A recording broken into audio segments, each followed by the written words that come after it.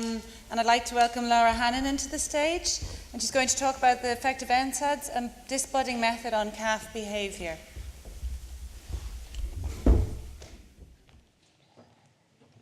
Thank you, Laura, and congratulations, Dan and Nina. It's easy to follow the wide path that you've cleaned. And good morning, colleagues and ladies and gentlemen. I need the switcher. Well, if you can change, because there's no switcher here, so maybe you can change the slide when I ask. So next slide, please. Thank you. Today, we don't have to scientifically prove anymore if disbudding is painful or not. There's a lot of research done, and also if we look at only the definition of the pain made by the International Association for the Study of Pain, they say that pain is an unpleasant sensory and emotional experience associated with actual or potential tissue damage. And despite of the whatever disbudding methods what we are going to use, our aim is to destroy the tissue, thus causing pain. If we think about these two quite common disbudding methods, which are both causing burning wounds, they both are ending up necrosis.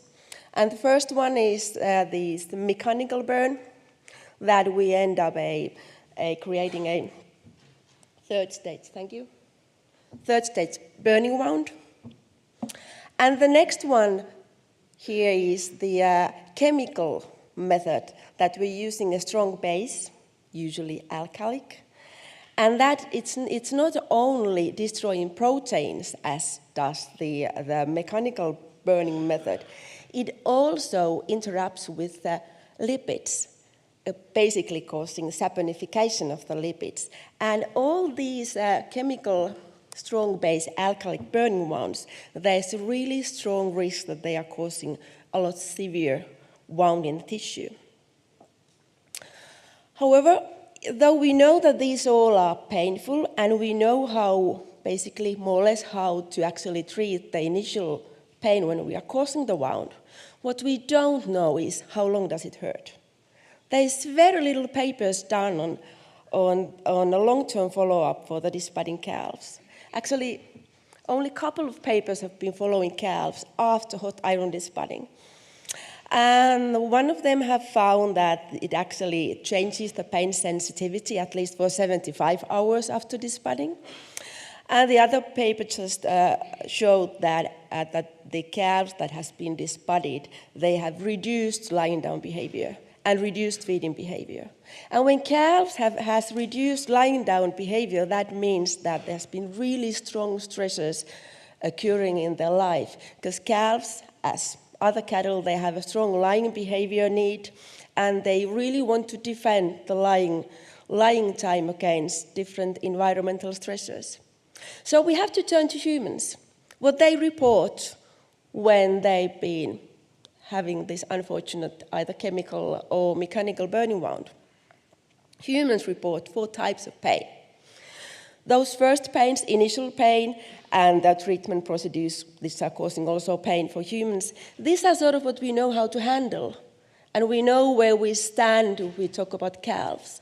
But the other 2 pain types that humans are reporting, we are having background pain, after burning wound until the burning wound is healed. So that's sort of a chronic pain that's there until the wound has healed. And then they also report breakthrough pain, this sort of a sharp feeling of pain that occurs whenever something is touching for the wounded area. So, but we don't know what about our calves, where we stand for. So our aim for this particular study that I'm now reporting you is to study if there were differences between methods, these 2 disbudding methods in their behavior, and also if they would benefit if they would get longer NSAIDs than they usually given. This study was funded by the Finnish Ministry of Agriculture and Forestry, and we've been fortunate that they've been really keen of studying this issue for the past 6 years, and we run series of experiments on this area. And now I'm going to just show you a tiny bit of it.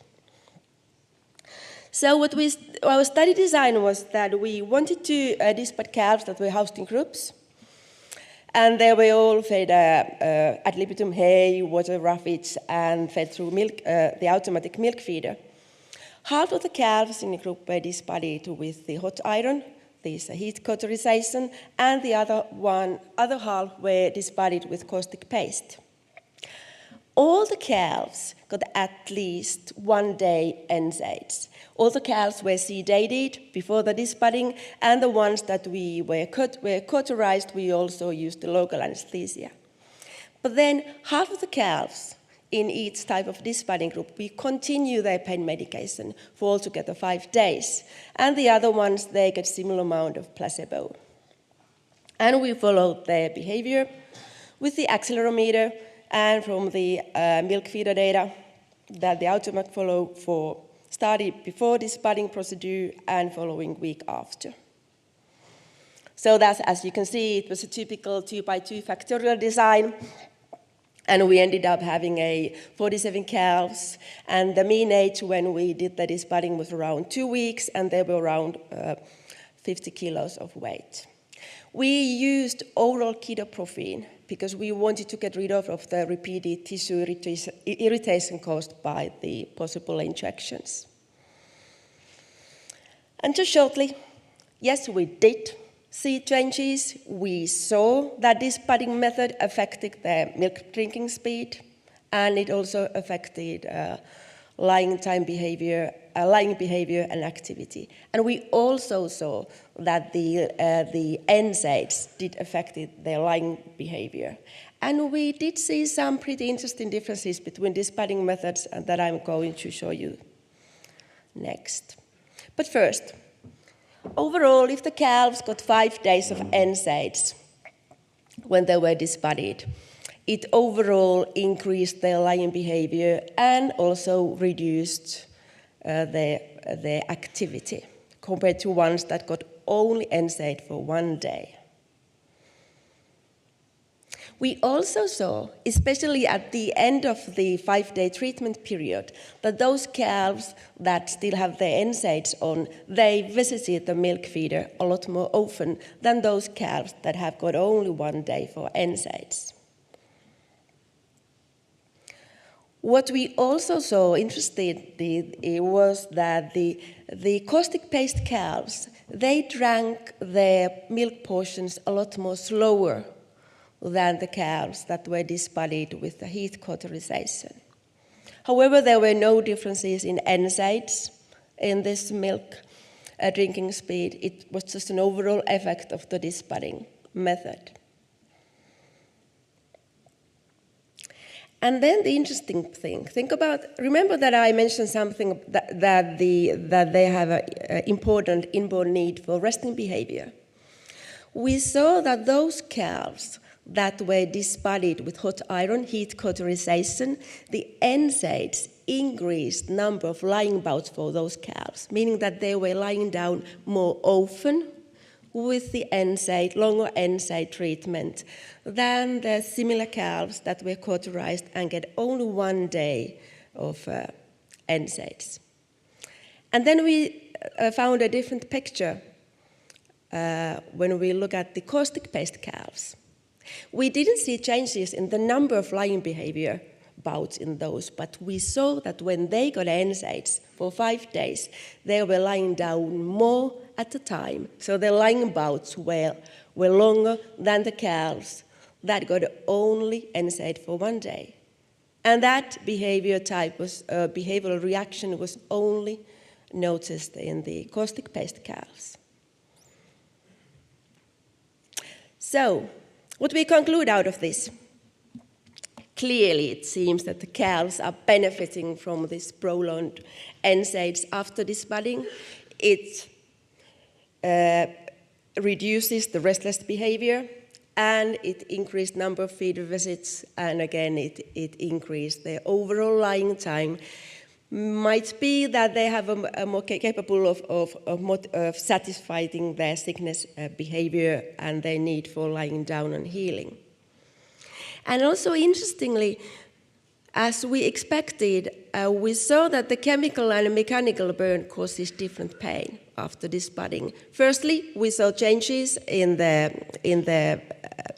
milk drinking speed, so that it was slower for the caustic-based calves.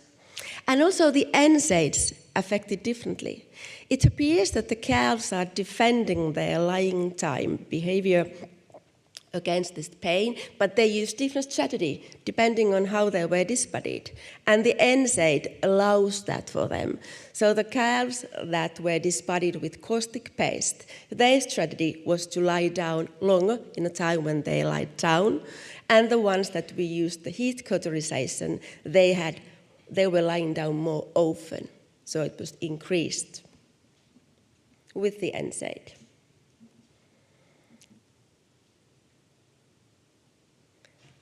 And yes, I guess I kept the timing now. Sorry, I talk a little bit too quick, but I just tried to keep on timing. And yeah, thank you. Any questions? Thank you, Laura.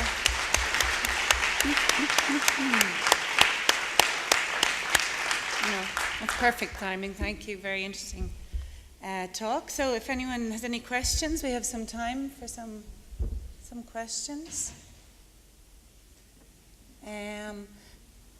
Lara, I was just wondering, it's somewhat related, but I've heard some discussions here recently about a defence for disbudding, say, suckler calves a bit later is differences in horn eruption between different breeds. Do you think there's any substance behind that, or is it an anecdote? I'm not sure, but I guess it depends what our question is. I guess that nevertheless we are causing them extreme pain. Yeah. And we are severely under-medicating them. Sure. So if it would be, it's severe, and if it's a little bit less severe in a time when their horns are undeveloped, I don't know, but I don't know if can we make does it really make any difference for them? Because the pain anyway is severe and untreated, more or less. So do you think that then, there's recommendations to do it as early as possible, but then people say, well, we can't find the buds to do it, at those younger ages. But do you think the pain is the same irrespective of what age it's done at? Well, if we think about that, we are ending up having a third stage burning one anyway. And there's not that much tissue between the hornbone and the bone. Yeah. I don't honestly know. But of course, when we've been now disbudding, our calves are usually either Asia or Holstein Friesians. And the youngest one that we could actually really feel the horns so that we can really burn them, they are around 4 to 5 days of age. Okay. But usually we do that at 2 weeks of age, just for the practical reasons, because they are not too young at that time when they are just sort of have other issues. Yes. Yeah. Okay. Any other questions? Okay. Just one last one, because out of interest. Is it by law you have to provide pain relief to calves at disbudding in Finland? No, but we can only use the heat cauterization, but there is no pain medication, unfortunately, needed yet. But we are changing our law at the moment, so I hope in 2 years. Okay. Yes. Great stuff. Thank you. Thanks, Laura. Thank the speaker again.